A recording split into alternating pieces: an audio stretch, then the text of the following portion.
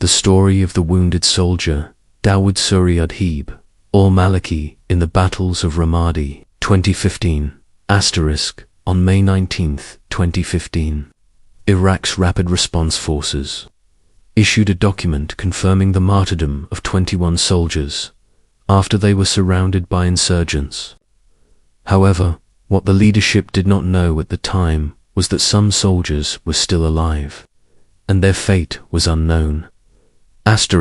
The hero of our story is Dawood Sarih Adheeb Al-Maliki, born in 1982, a resident of Mobile, married and serving in the Rapid Response Forces, 1st Battalion, Field Engineering Company. Dawood says, in 2015, during the battles of Ramadi in the Al-House area, we received orders to withdraw from the blood bank building, where we were the last remaining force in the city that had turned into a battlefield. We prepared for withdrawal, gathered our equipment, and moved along a road that appeared empty, but we were surprised by a tanker blocking the street. We were ordered to destroy it in case it was rigged with explosives, so one soldier fired an RPG at it, but it failed to detonate. We then had to move to the other side of the road, which was blocked by concrete barriers.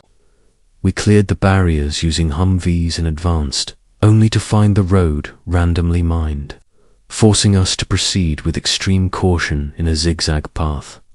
As we moved forward, mines began exploding under our vehicles, and insurgents emerged from all sides, engaging us in heavy fire.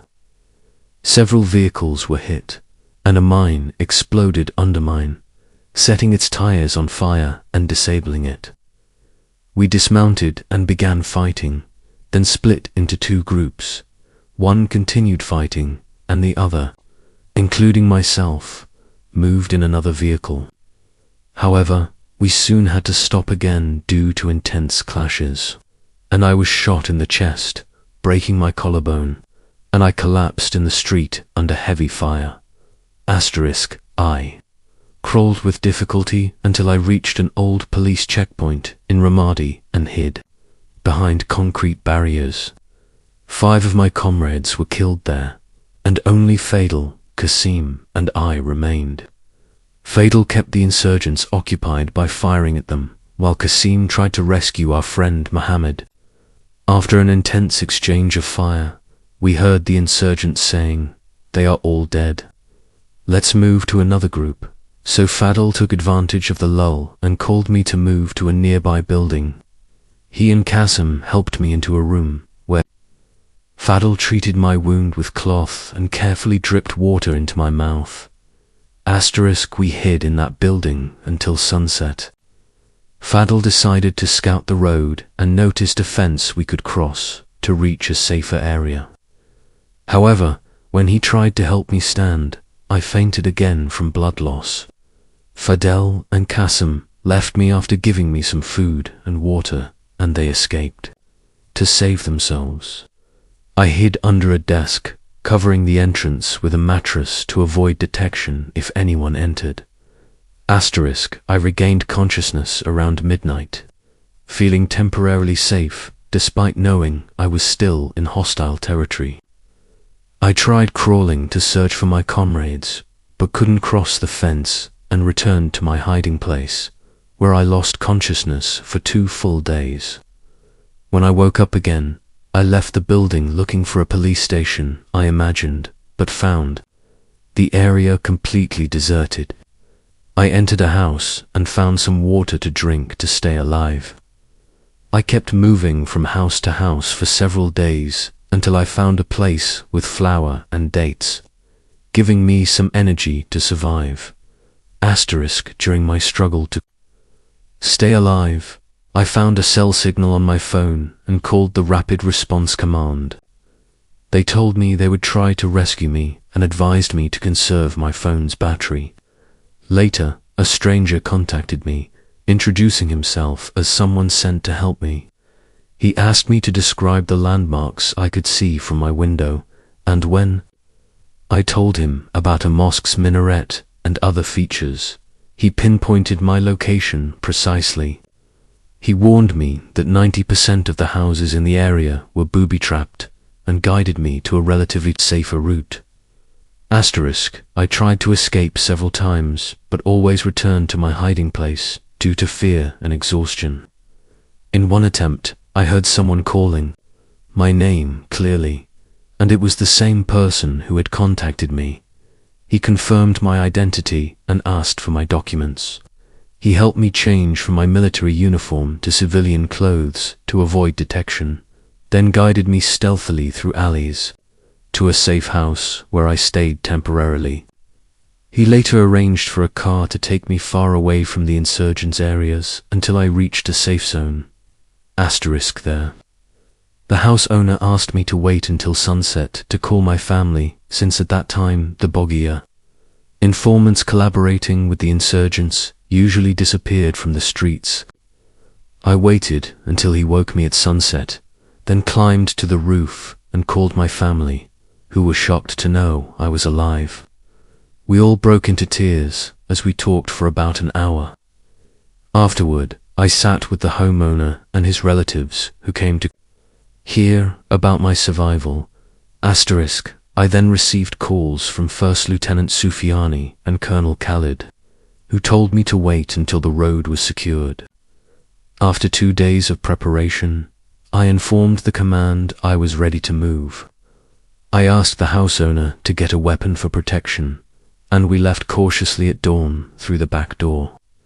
We moved carefully, and he advised me to keep my hands down to avoid suspicion.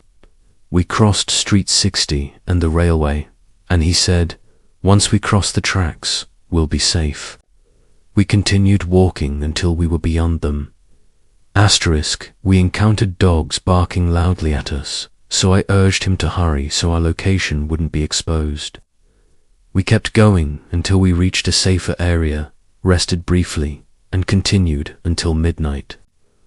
I then called Lieutenant Sufyani and Colonel Khalid, who confirmed they had my exact location and that I was now in a safe zone.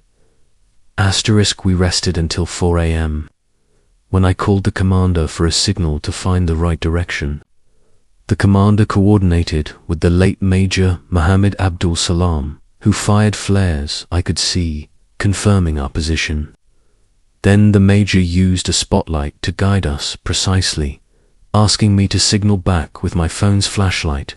I followed his instructions, walking straight regardless of the terrain, until I heard my comrades calling my name.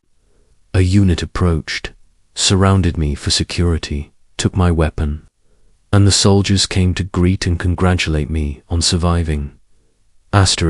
They took me to a place to rest, washed me, and gave me food. Soon after, the commander called for me to come immediately, and a car drove me to him. I found him awake and waiting for 2 days without sleep. When I saw him, I hugged him tightly and burst into tears. He told me, "You're a hero, Dawood. You fought and made it through bravely." I told him about the man who saved me, so he summoned him and questioned him, then ordered him handed over to intelligence because he had valuable information about insurgent locations and depots. After a brief rest, the commander arranged for my transport back to my family. When I reached the Al-Haswa bridge, my family was waiting in their cars. I bid farewell to the commander, who refused to accompany me further, saying, "What matters to me is that you're safe. Rest with your family today and tomorrow, then return to complete the paperwork. You're still listed among the fallen." My family welcomed me with immense joy, but I remained concerned about the man who saved me. The next day, he called, telling me his location near a bridge. I sent my brothers and relatives to bring him, and when he arrived, we all felt overwhelming happiness because he was the reason I survived. Only then did I truly feel reborn. And that's how my story ends. I am Dawood Sarih, Adheeb Al-Maliki.